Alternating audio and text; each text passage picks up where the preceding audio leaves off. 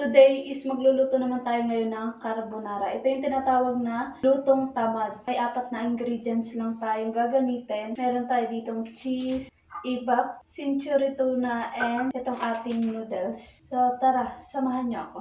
Kawali yung gagamitin natin. Ilalagay natin dito lahat yung ingredients. Hindi nyo muna isasalang sa may apoy. First is itong ating noodles.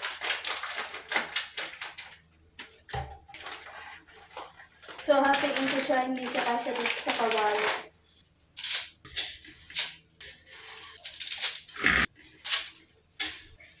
Tansya-tansya nga lang pala to. Depende sa inyo kung gaano kadami kasi ang gagamitin ko lang is isang ibap at saka isang century. Itong 1 kilo is hindi ko siya nilahat. So, may tira pa siya. Sunod natin ilagay itong ibap.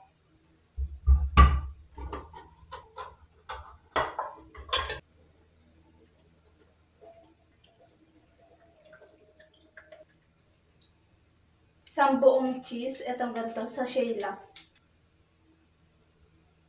Templahan na natin. Konting asin, paminta. Pag nailagay nyo na lahat ng ingredients, isalang nyo na sa apoy. Hindi sobrang lakas and hindi din sobrang hina. Saktong-sakto lang na apoy ang gagamitin natin.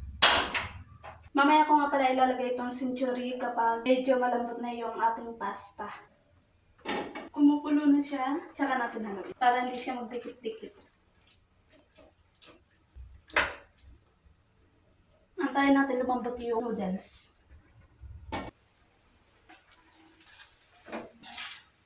Kapag ganyan na siya, ilalagay na natin yung century. So, isasama ko na yung sabaw nito para yung lasa niya is talagang manuot.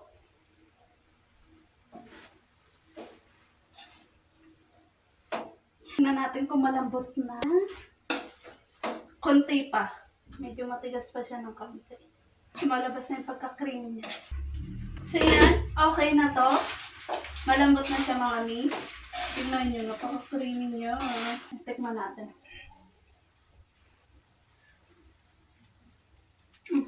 Malambot na yung noodles niya. Okay na siya. Ang sarap. Kain na tayo. Kain na!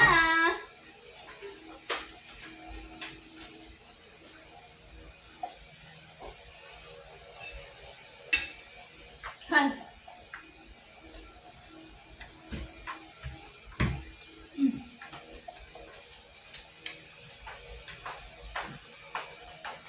Hindi pa man ako alam.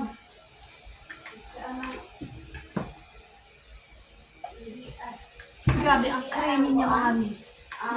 Kuan sa national ID? Ha? National ID? Hindi ah. Ano yun?